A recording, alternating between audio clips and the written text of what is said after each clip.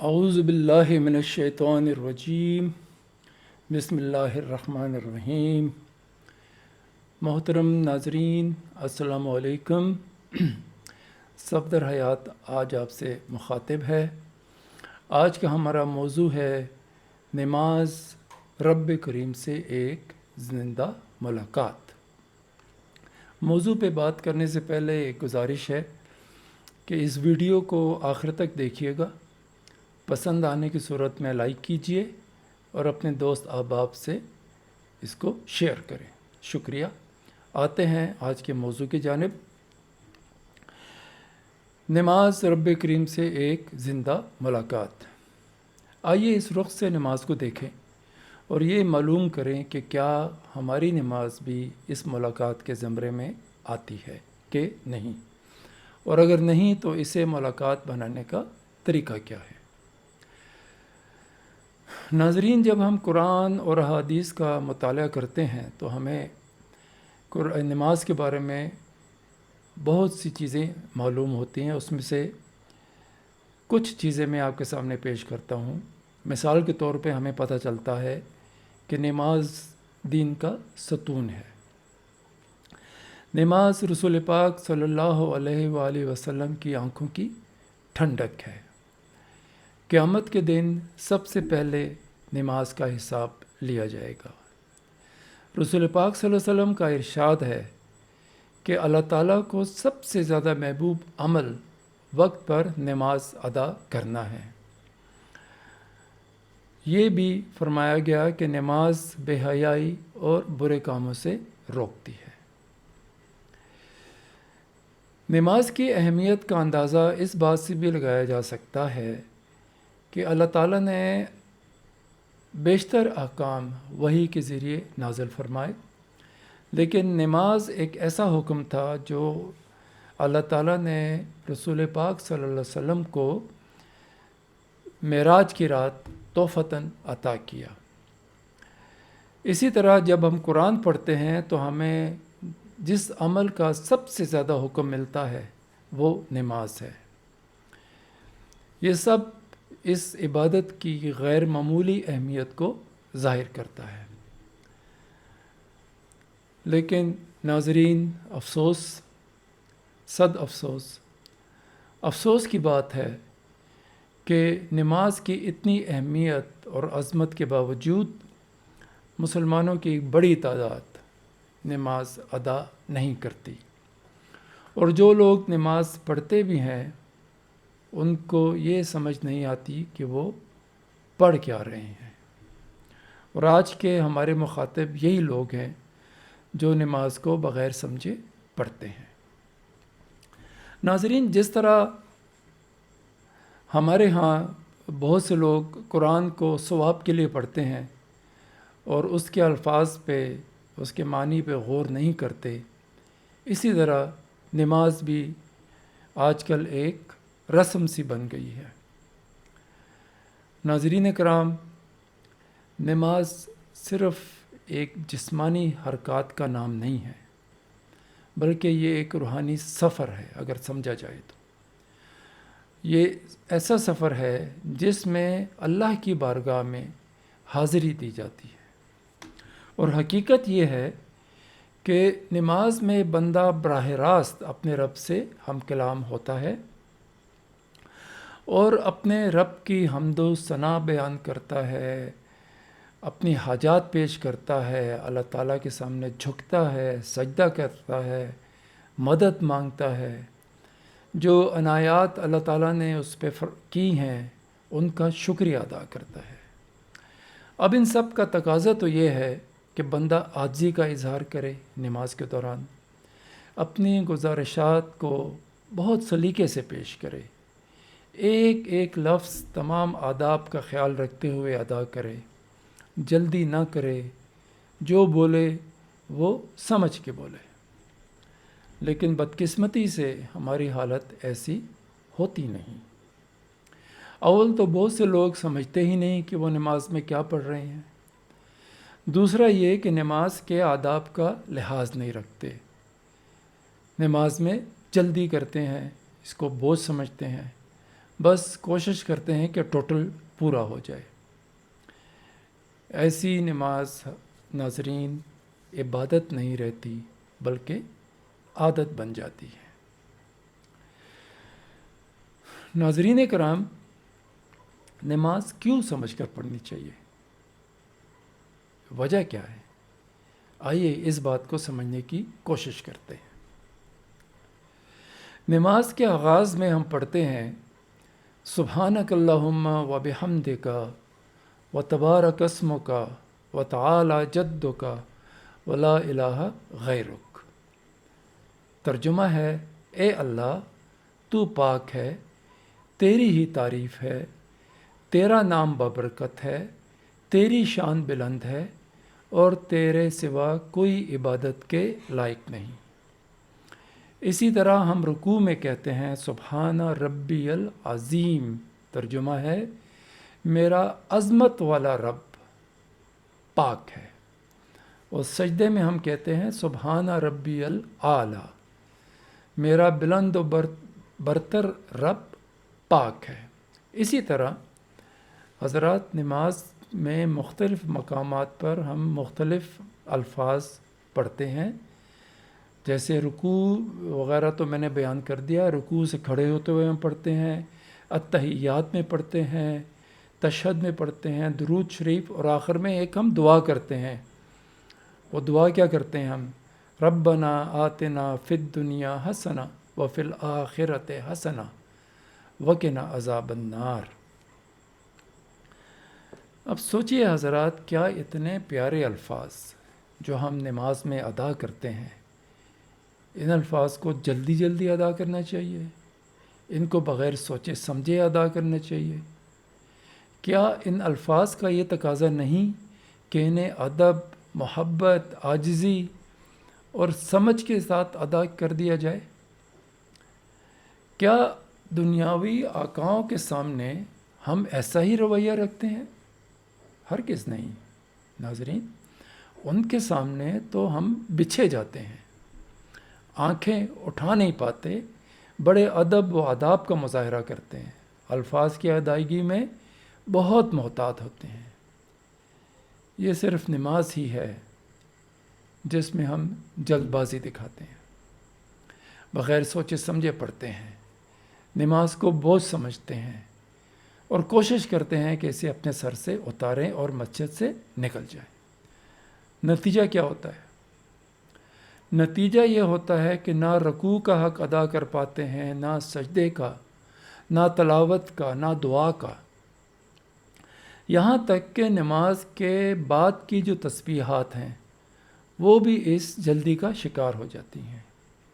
اور ناظرین، دعا ہم کرتے نہیں ہیں، ہم دعا پڑھتے ہیں۔ دعا کرنے اور دعا پڑھنے میں بہت بڑا فرق ہے، اس کے بارے میں انشاءاللہ آئندہ کبھی بات کریں گے۔ ناظرین، کیا آپ جانتے ہیں کہ جب ہم نماز پڑھتے ہیں تو اللہ تعالیٰ کتنا خوش ہوتا ہے؟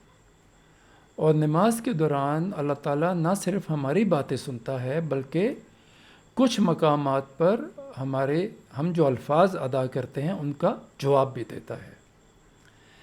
حدیث میں ہے کہ جب بندہ الحمدللہ رب العالمین پڑھتا ہے تو اللہ تعالیٰ کہتا ہے کہ میرے بندے نے میری حمد بیان کی۔ جب بندہ کہتا ہے الرحمن الرحیم تو اللہ تعالیٰ فرماتا ہے میرے بندے نے میری ثنا بیان کی۔ اور جب بندہ کہتا ہے کہ مالک یوم الدین تو اللہ تعالیٰ فرماتا ہے میرے بندے نے میری بزرگی بیان کی۔ پھر بندہ جب کہتا ہے ایاک نعبد و ایاک نستعین تو اللہ تعالیٰ فرماتے ہیں کہ یہ میرے اور میرے بندے کے درمیان ہے اور میرے بندے کو وہ ملے گا جو اس نے مانگا۔ اور جب بندہ دعا کرتا ہے اہدنا الصراط المستقیم تو اللہ تعالیٰ فرماتا ہے یہ میرے بندے کے لیے ہے اور میرے بندے کو وہ ملے گا جو اس نے مانگا۔ اب سوچئے ناظرین کہ نماز کے دوران ہمارا رب ہماری بات کا جواب دے رہا ہوتا ہے. یعنی نماز محض الفاظ کی تکرار نہیں، بلکہ بندے اور رب کے درمیان ایک زندہ مکالمہ ہے. خالق کائنات ہمیں اتنی اہمیت دیتا ہے کہ ہمارے ایک ایک لفظ کا جواب دیتا ہے، اور ہم اللہ کی تمام نعمتوں سے مستفید ہونے کے باوجود اتنا احساس نہیں رکھتے کہ کم از کم ادب سے ہی بات کر لیں. سمجھ کر بات کرنا تو ناظرین بہت دور کی بات، ہم ادب سے بھی نہیں کرتے. ہمارا حال یہ ہوتا ہے کہ ہم پر جلدی چھائی ہوتی ہے، ہمارے پاس اللہ کے لیے وقت نہیں ہوتا. ہاں، دنیا کے کاموں کے لیے ہمارے پاس بہت وقت ہوتا ہے، ہم اس کے لیے گھنٹوں لگا دیں گے، لائنوں میں کھڑے رہیں گے، آوازاری کریں گے دوسرے کی، لیکن اس سے ہمیں کوئی فرق نہیں پڑے گا. ناظرین، اگر نماز میں کچھ لمحے ہم اللہ کو زیادہ دے دیں تو یقین مانیں آپ، ہماری دنیا کا کوئی نقصان نہیں ہوگا، بلکہ ہمیں دنیا و آخرت دونوں میں کامیابی حاصل ہوگی. جب نماز میں اللہ ہم سے مخاطب ہوتا ہے اور ہم اللہ سے، تو اس کا تقاضا یہ ہے کہ ہمیں نماز کے الفاظ کو سمجھنا چاہیے. سورہ فاتحہ کا ترجمہ ہمیں آنا چاہیے، ثنا، تشہد، درود، رکوع، سجدہ، ان کی تسبیحات کا مفہوم ہمیں پتہ ہو. اسی طرح جو صورتیں ہم اکثر نماز میں پڑھتے ہیں ان کا ترجمہ ہمیں آنا چاہیے، اور ساتھ ہی ساتھ ایک عادت ہماری بن جانی چاہیے کہ قرآن کو ہم سمجھ کر پڑھیں. ناظرین، جب ہم نماز پڑھتے ہیں تو اس کے لیے ہمیں نماز سے پہلے کچھ عمل کرنے پڑتے ہیں جس میں کہ مشقت شامل ہو جاتی ہے. مثال کے طور پر ہمیں وضو کرنا پڑتا ہے، ہمیں اپنا کاروبار بند کرنا پڑتا ہے، یا اپنے آفس سے نکلنا پڑتا ہے، مسجد کی طرف جانا پڑتا ہے، اور یہ ایک مشقت اس میں شامل ہے. تو حضرات، اگر اتنی مشقت، اتنی محنت کرنے کے بعد ہمیں یہ پتہ چلے کہ یہ سب کچھ رائے گاں گیا تو کتنا افسوس ہوگا. ایسی صورت میں تو عقل بندی کا تقاضا یہی ہے کہ ہم جو وقت نماز کو دے رہے ہیں اس کو ہم قیمتی بنا لیں، اس کا صحیح استعمال کریں. ہو سکتا ہے جیسے میں نے پہلے کہا کہ اس عمل میں تھوڑا سا وقت زیادہ لگ سکتا ہے نماز میں، لیکن نماز کی اہمیت کے پیش نظر یہ بات وثوق سے کہی جا سکتی ہے کہ یہ ہماری دنیا اور آخرت کے لیے، دونوں کے لیے بہتر ہوگا. ناظرین اکرام، اس میں کوئی شک نہیں کہ نماز کا ترجمہ جاننا بہت ضروری ہے، لیکن اس سے بھی زیادہ ضروری یہ احساس پیدا کرنا ہے کہ ہم اللہ کے حضور میں کھڑے ہیں.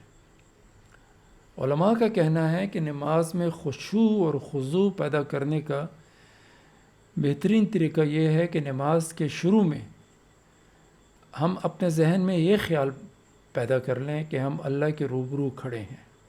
اور یہ بات ناظرین حدیث سے بھی ثابت ہے.